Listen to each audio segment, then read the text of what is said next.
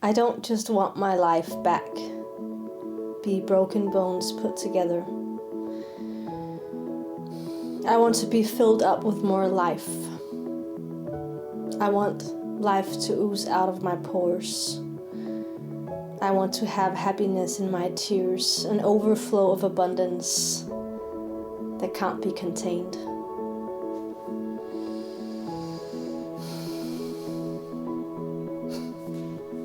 Happiness in my tears.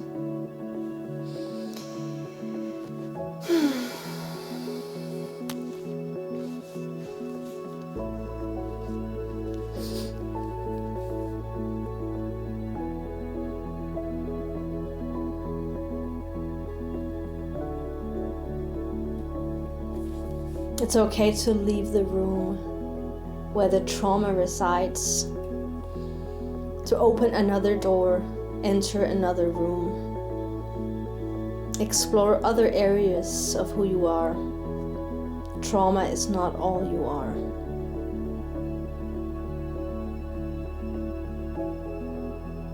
Just because you lose all hope doesn't mean that no good will come for you.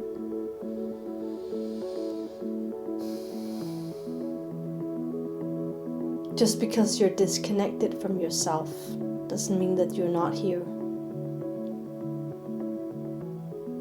They gave up on you, so you gave up on yourself. You gave up on them. You had no choice. That's why you learn to be strong on your own. Resist kindness from others. Not physically or emotionally, feel yourself. Do you realize how far you've come in healing from this deficiency? Kind regards, your abandonment trauma.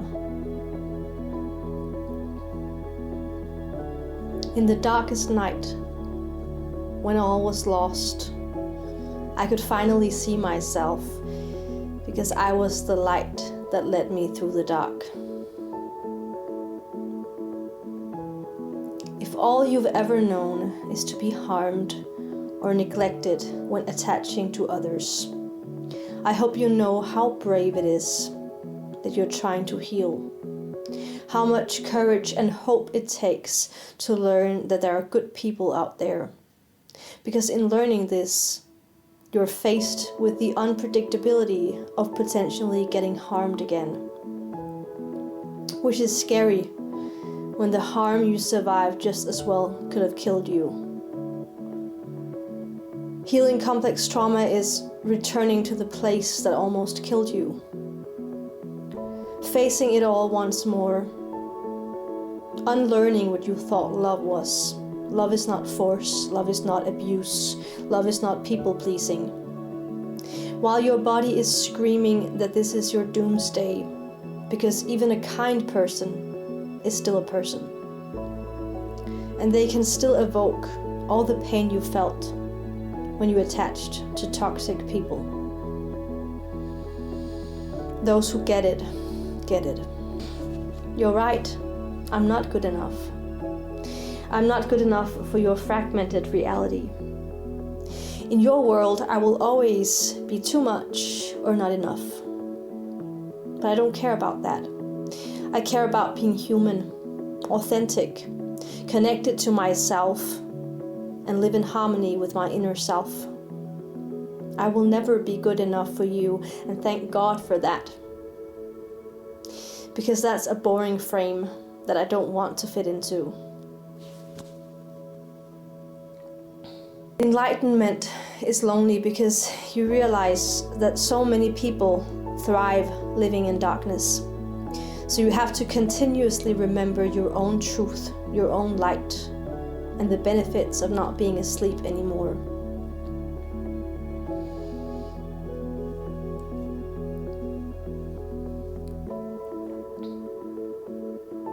I've realized by allowing myself to grieve all the losses, I've regained my power to claim my boundaries.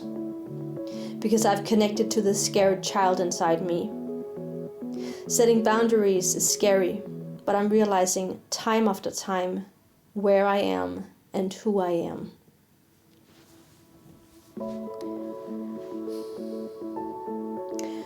Rest assured that every time I reach my own hell, every time I have a near-death experience, every time I have a flashback into the emotional and physical hell I survived, every time I think I've lost the battle, I just come back 10 times stronger. Every time. I rise, I rise, I rise. I don't think that people know how big a deal it is to de-wash your brain after having been brainwashed since birth. How miraculous it is to be able to heal your body and mind so deeply that the past you would never recognize you. And especially when caregivers were the ones to abuse and neglect you. There were not any healthy adults around to undo the damage. How the fuck did we survive that shit? How did we do that all on our own? It's insane. Anger is healthy. Anger is beautiful. So is hatred towards those who harmed you. It's proof that there is someone here now who is worthy of protection and love. It shows that you're not empty. You've been filled out with life that can flow in both directions, inwards and outwards. There is someone here now, and no one deserves to know that life if they don't know how to respect it. That life is powerful. That life is a breath of fire as well as a breath of embrace. It can destroy demons and illuminate angels. Those who abused you don't deserve your embrace. It's brave to be vulnerable. I learned that people harmed me when I was vulnerable, when I was a child. No one protected my vulnerability or loved it or cared for it. I learned to be terrified of it.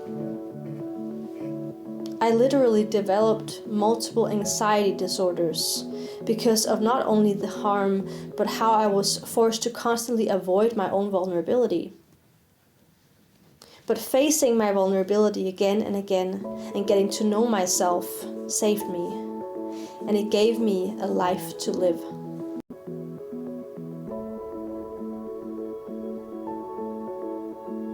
Before you judge yourself for not being somewhere else or someone else, or for not reaching your goals, remember how far you've come already, how many battles you've survived, how much you overcame to simply be here today. Remember how much you've already changed. Do you even remember who you were back then? An empty shell. You couldn't feel yourself, your surroundings, or that you mattered at all. Be patient when the greatness of who you've become no longer fit in the house you used to live in. The house will fall apart, and you'll find a bigger and better place to exist. A life that fits the greatness of your being, a life that you are worthy of living. You're already on your way. The smallest steps you've taken matter more than you think. And where you are today matters too.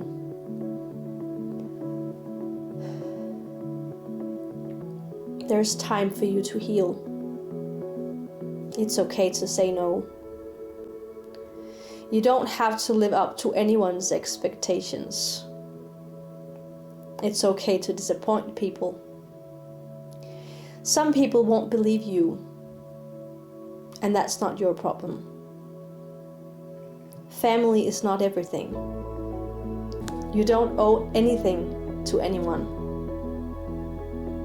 You're allowed to rest.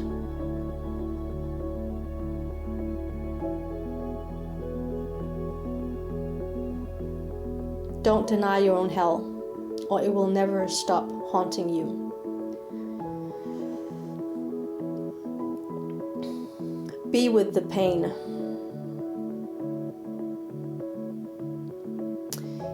Be with the pain so you can be with the joy, so you are in a state of being. Living in dysregulation is to feel excluded from love. Being free of that means becoming love itself. This is where you become alive for the very first time. If you're not falling in love with yourself, then what are you doing?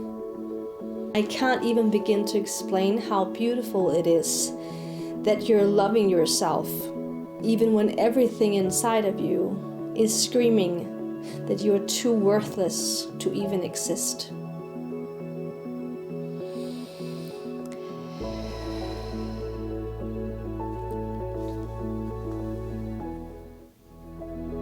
The traumatized part of me. I think it would be easier to let shame and guilt eat me up, not even try to connect to my own worth, not even try to follow my dreams or live according to my intuition. I think it would be easier to hide or disappear, to be swallowed up by nothingness, return to nothingness, and never know of the worth I am. Sometimes my worth scares me. I think many people live like this. A whole life lived in nothingness, then finally being swallowed up by the nothingness because they never learned to be themselves and never loved themselves for who they really were.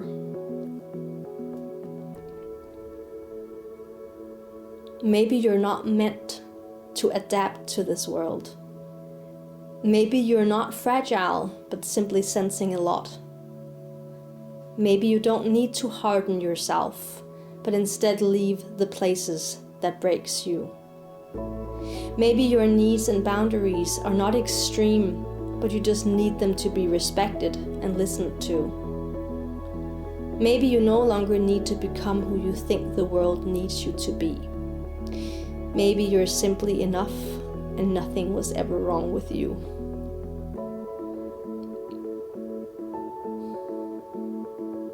There are benefits to sensing a lot. You just have to stop looking for it in a society that praises you for overstepping your boundaries and doesn't like that you're human. You're not sick. Society is.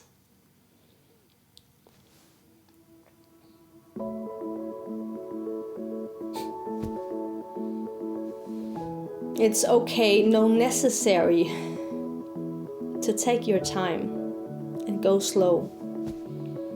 The slower the better, because life can be so stressful at times. It's needed to step on the brakes a bit. Nature doesn't rush. Life doesn't rush. Even your heartbeat has its own rhythm, its own beat. You can make it beat faster, but it won't get you closer to your goal. All comes to you in time. Let yourself be carried by life instead of trying to have it all figured out. Small steps, big softness. You've got this.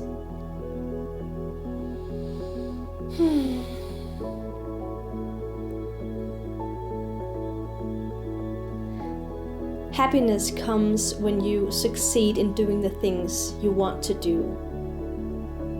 If it's not a big thing, let it be a small thing.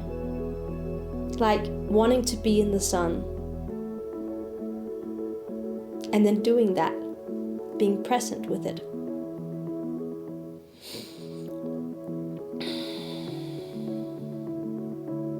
Become who you are scared to be, not because you should live in fear, but because you deserve to witness yourself and be witnessed in a version that the fear has prevented you from seeing. It's not because that version is bad or scary or wrong or unacceptable, but because not being that version kept you safe. By exploring this version of you, you might be taken somewhere amazing. And maybe you'll open doors into a life that you didn't even know existed.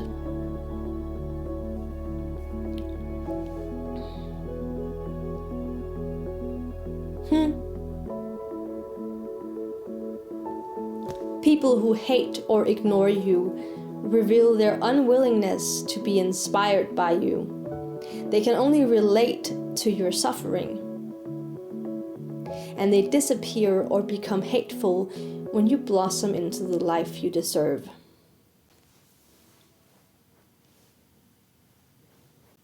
I don't want to live in the burning house, but I want to remember how I carried myself through the flames again and again.